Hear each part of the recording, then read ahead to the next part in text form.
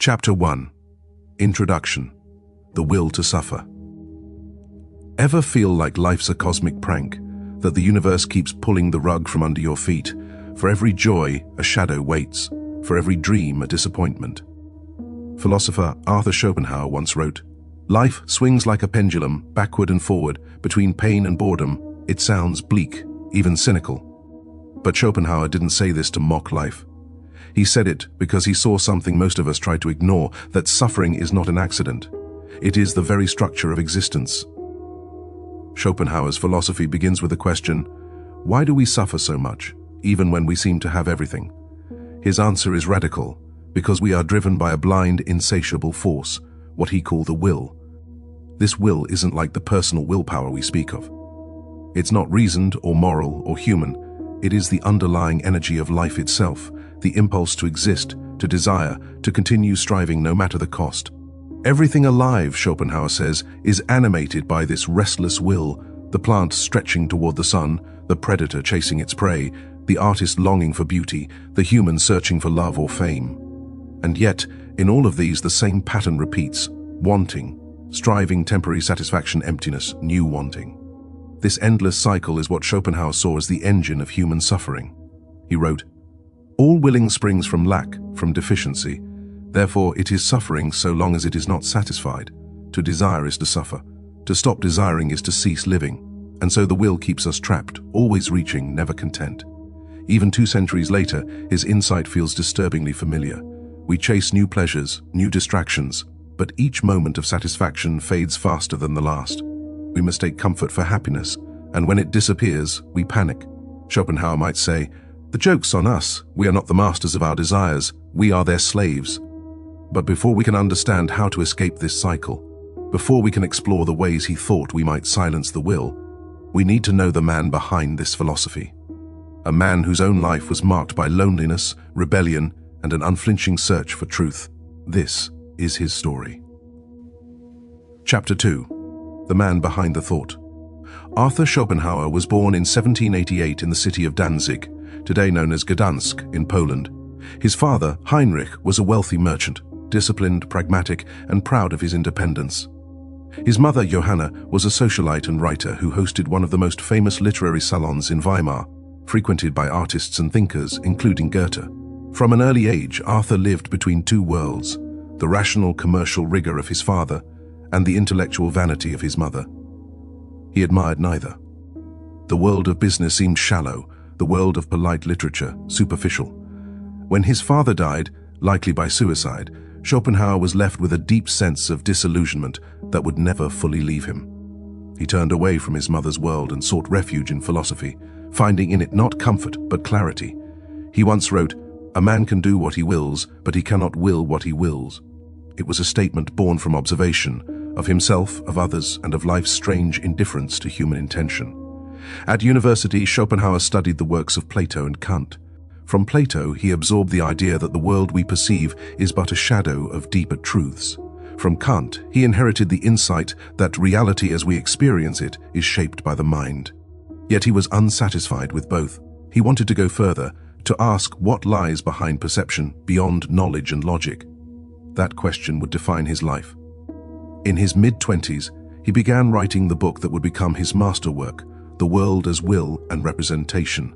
It was a bold attempt to explain the universe not as a creation of reason or divine order, but as the product of a blind, irrational force.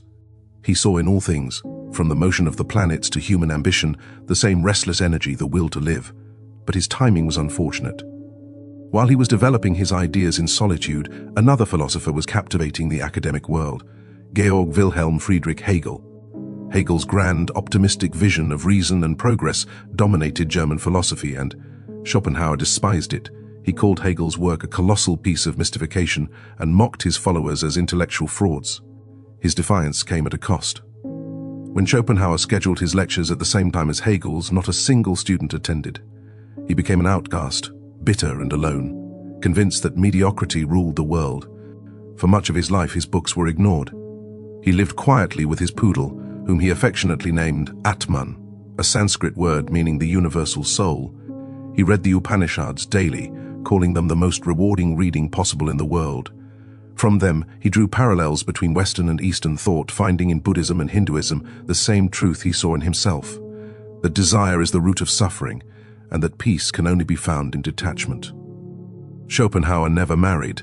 He distrusted human intimacy, seeing in love merely another form of the will's deception, nature's trick to ensure reproduction. He once wrote, "Love is nothing but the will to live under the form of the species." To him, romance was not noble but instinctual, another illusion of purpose masking the chaos beneath. In time, his isolation turned into a kind of freedom. When the world finally began to read him, decades later, he was already old. His ideas had found their way into the minds of Nietzsche, Freud, Wagner, and Tolstoy. The very thinkers who would reshape art, psychology, and modern thought found in Schopenhauer a mirror of their own disquiet. He died in 1860, still skeptical of humanity, but certain of one thing, that truth is rarely pleasant, and wisdom begins where illusions end. Schopenhauer's life was, in many ways, an expression of his philosophy, solitary, lucid, and uncompromising. He rejected the consolations of faith and progress, preferring the honesty of despair. Yet within that darkness he found a strange kind of peace, a peace born not from hope, but from understanding.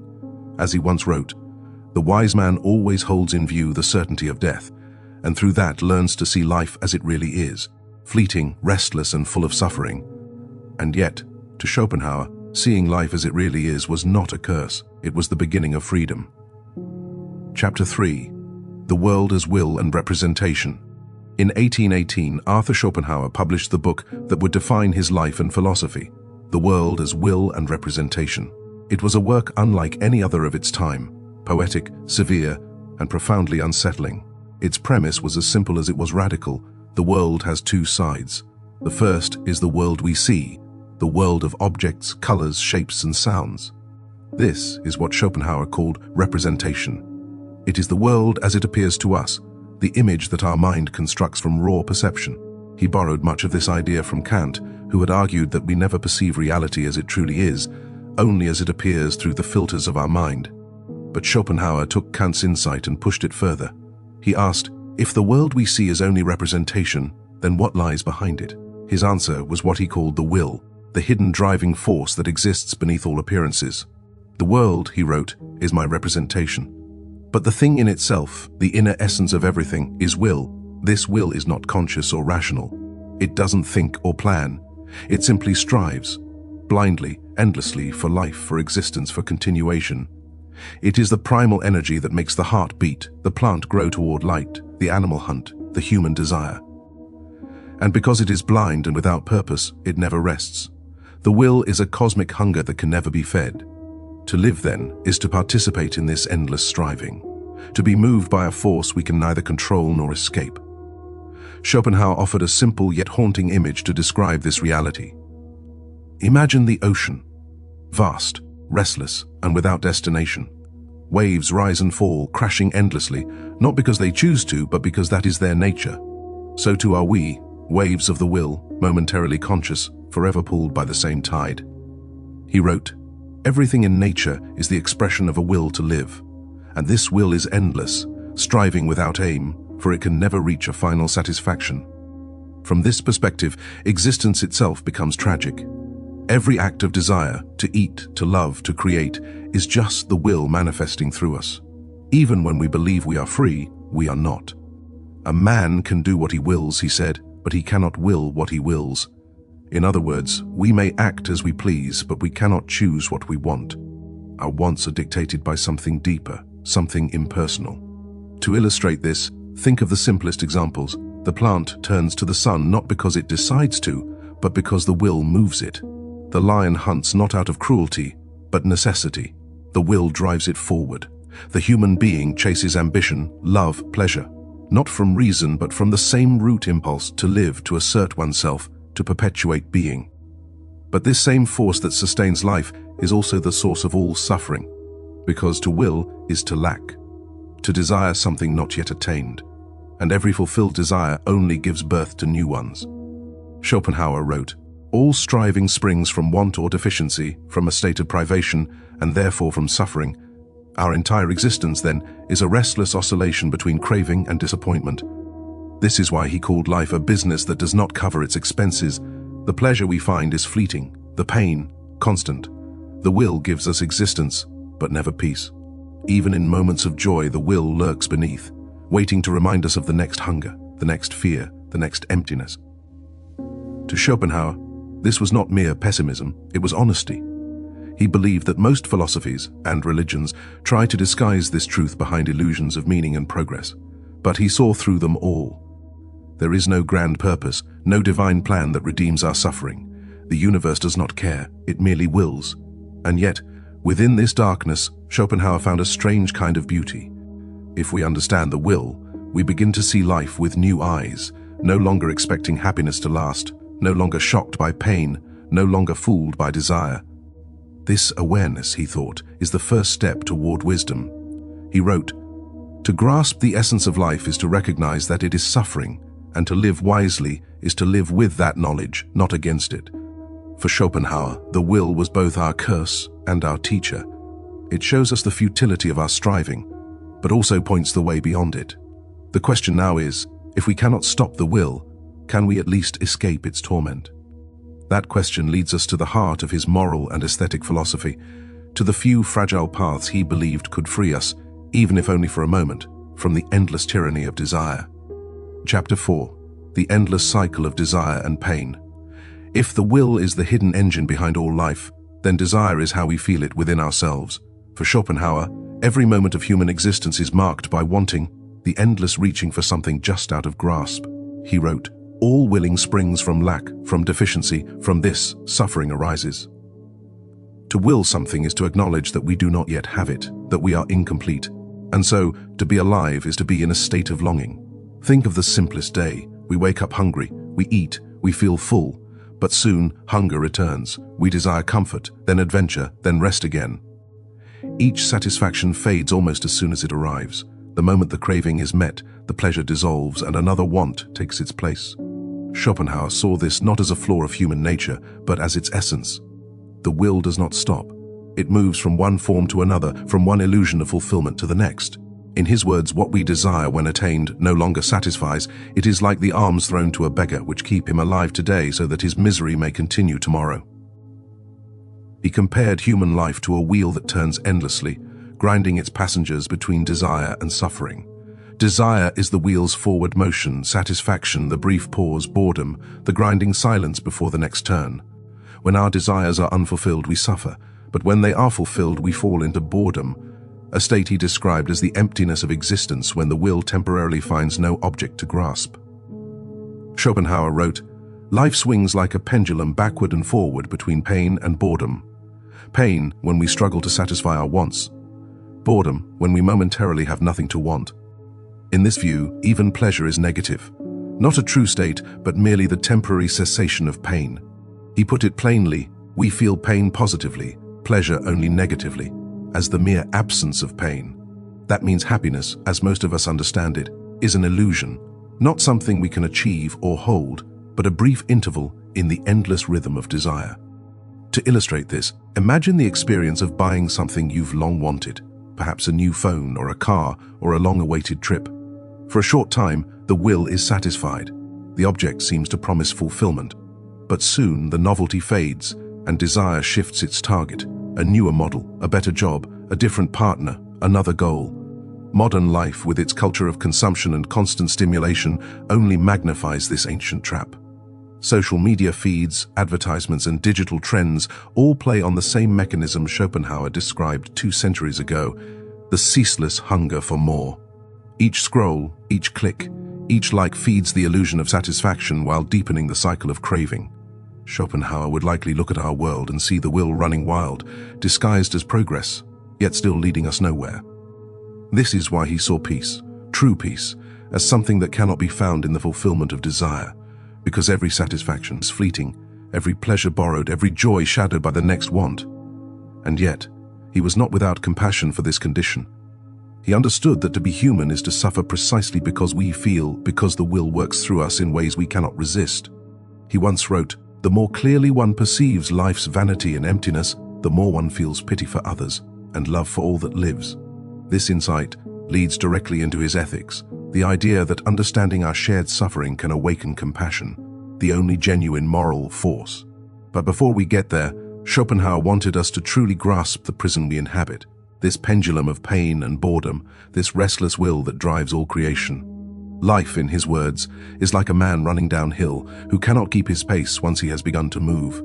We are carried along by forces older and deeper than reason, and our tragedy and our beauty lie in our awareness of it.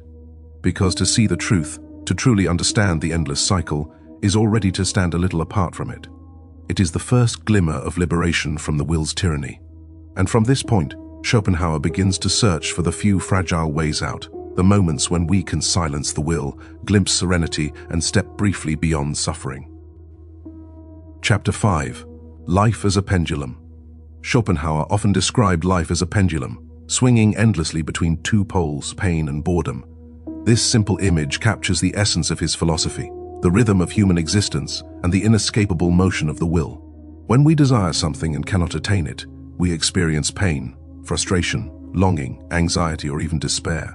The will makes itself felt most sharply in this suffering. It drives us toward what we lack, reminding us that we are never complete. Yet when desire is temporarily satisfied, the pendulum swings in the opposite direction, not toward lasting happiness, but into boredom. Satisfaction is fleeting, and the emptiness that follows is just as oppressive as unfulfilled longing.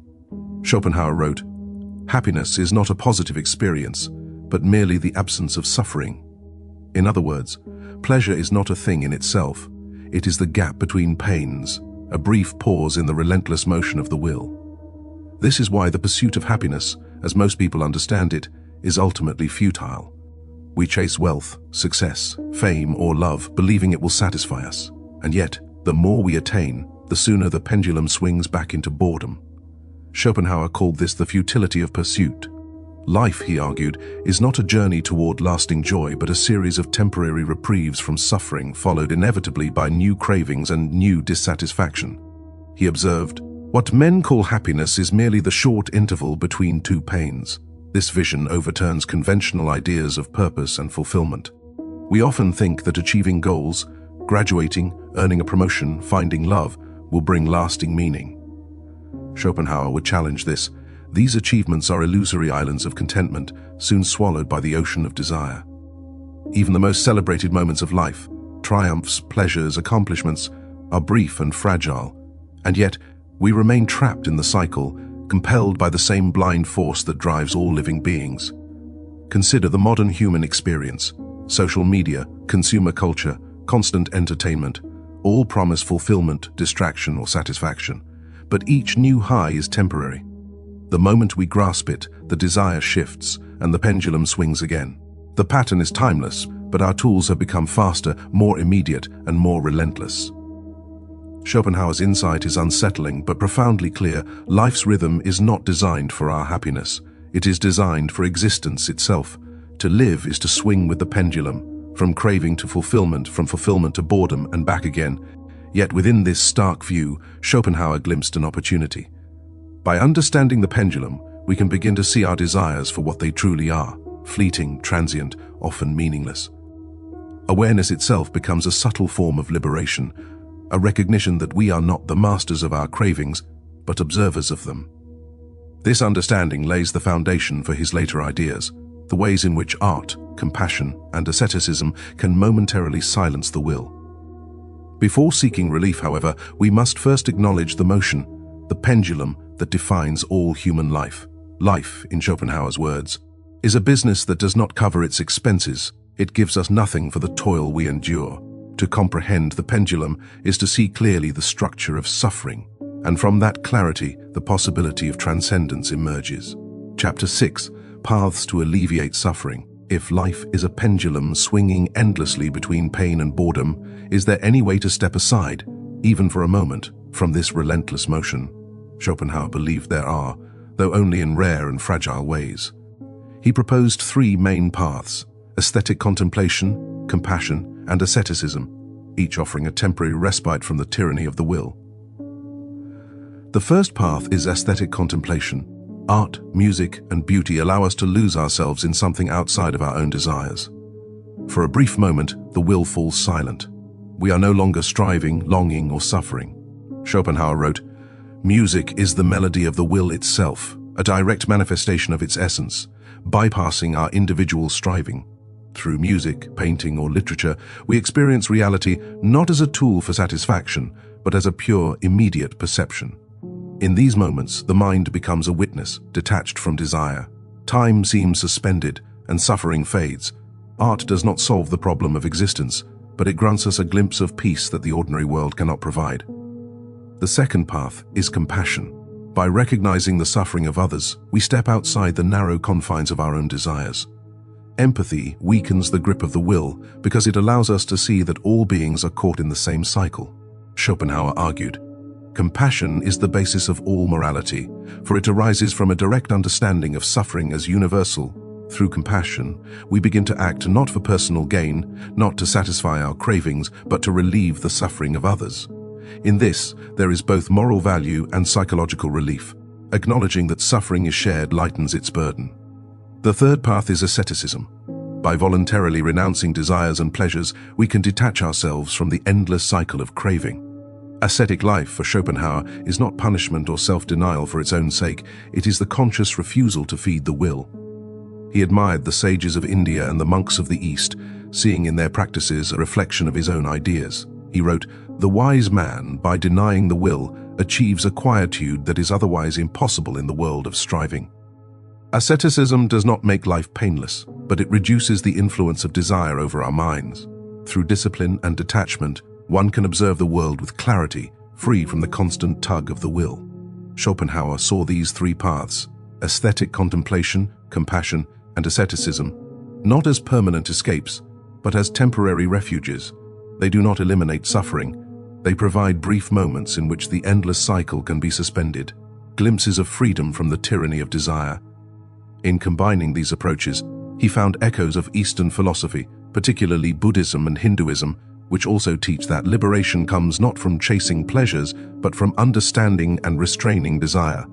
Schopenhauer wrote, "The principal merit of the Indian sages is that they recognize the vanity of existence and the futility of all willing." These paths remind us that even within a world dominated by suffering, there are moments of clarity, beauty, and moral insight.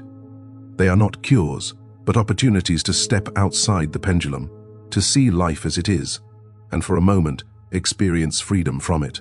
Understanding these paths is crucial before we explore how Schopenhauer's ideas influenced future thinkers and the modern world, a world still ruled by desire, yet capable of insight, creativity, and compassion.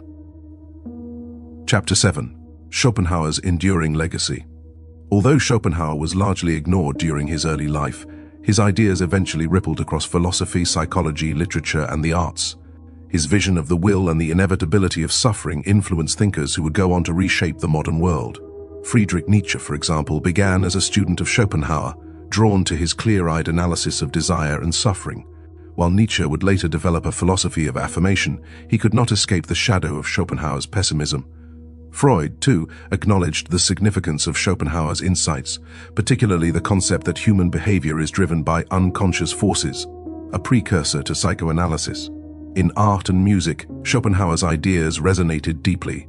Richard Wagner, the composer whom Schopenhauer admired, sought to translate the will into musical form. The intense emotional depth, the striving, and the longing in Wagner's operas reflect the philosopher's understanding of life's ceaseless motion.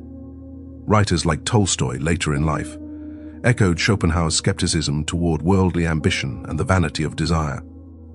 Beyond specific individuals, his philosophy anticipated many modern existential and psychological ideas.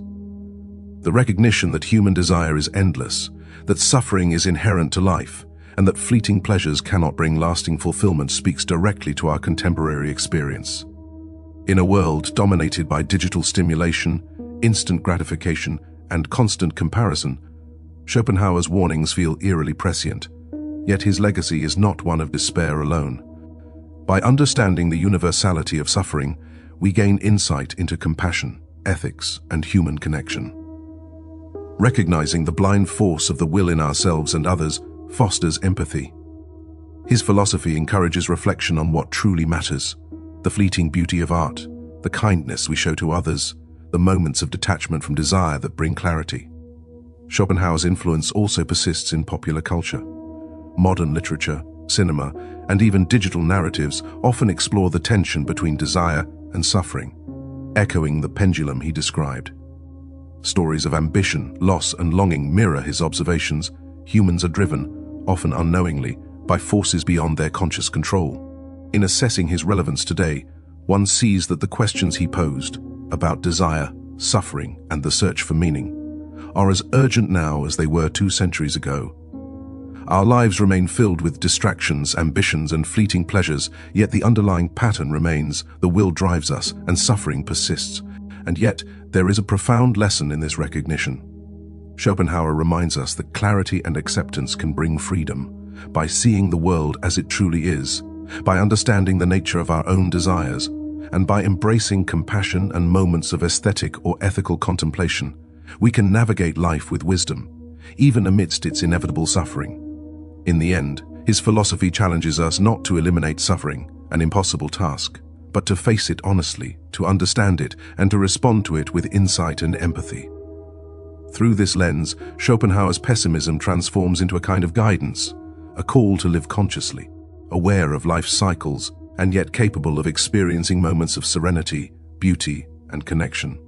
As he wrote, "The wise man does not complain of life's suffering, he sees it clearly, accepts it, and through that understanding gains a measure of freedom." Schopenhauer's enduring legacy is thus not only in thought, art, or psychology, but in the invitation to confront life with clarity, courage, and compassion, a challenge that remains as vital today as it was in his own time. Chapter 8. Conclusion: Finding Meaning in the Absurd. So, why is life suffering? Schopenhauer's answer is both stark and uncompromising because the will, the blind, relentless force that drives all existence, is never satisfied. To desire is to suffer, and to live is to desire. And yet, in acknowledging this truth, there is a peculiar kind of freedom. Understanding the nature of suffering does not make it disappear, but it allows us to see life clearly, without illusions, without false hope, without the endless frustration of chasing what cannot last. Schopenhauer invites us to confront the absurdity of existence, not with despair alone, but with awareness. To live wisely, he suggests, is to accept the reality of suffering while seeking the fragile refuges it permits, the beauty of art, the solace of compassion, the discipline of asceticism, the quiet moments of detachment from desire. We chase endless wants, believing that happiness lies just beyond our reach, yet Schopenhauer reminds us that the pursuit itself is part of the problem. But there is hope, not in changing the world, but in changing the way we relate to it. By seeing desire as it truly is, by acknowledging suffering without denial, and by cultivating compassion and aesthetic appreciation, we gain a measure of serenity. We are no longer entirely at the mercy of the will. We become, for brief moments, observers rather than prisoners. To live, then, is to suffer. But to understand suffering is to awaken. It is to perceive life in its raw, unfiltered reality, and in doing so, to discover a freedom that the blind striving of the will cannot touch. Schopenhauer's philosophy is not a guide to comfort, nor a promise of lasting happiness. It is a call to honesty, awareness, and insight. It is a challenge to confront life as it is, to see the pendulum swing, to feel the weight of desire, and yet to move through it with clarity and compassion. In the end, perhaps the greatest meaning lies not in escaping suffering, but in meeting it fully, understanding it deeply, and responding with wisdom and empathy. Life is suffering, but understanding life is the first step toward transcending its grip. And in that understanding, there is the possibility of a rare and profound peace.